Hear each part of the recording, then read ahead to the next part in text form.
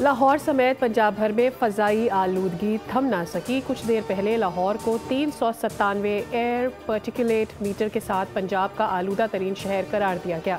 शदीद धुंध और हद निगाह की कमी के बाइस मोटरवे M1 पेशावर से बुरहान और M5 ज़ाहिर पीर से ओश शरीफ तक बंद कर दी गई।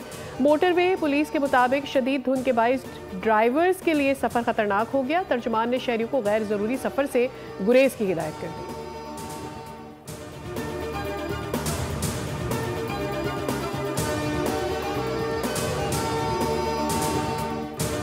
विफाक और सूबों के दरमियान वसाइल की तकसीम के लिए 11वां NFC इजलास आज होगा। इजलास में टैक्स रेवेन्यू, समाजी शोबे की तरक्की, माहौलियात को अहमियत दिए जाने का इम्कान।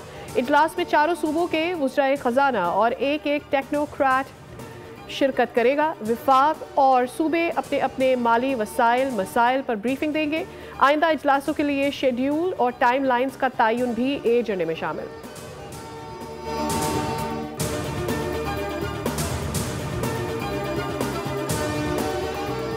पाकिस्तान स्टॉक मार्केट में तेजी। 100 इंडेक्स में 690 पॉइंट्स का इजाफा रिकॉर्ड। इंडेक्स 1,66,800 की सतह उबूर कर गया।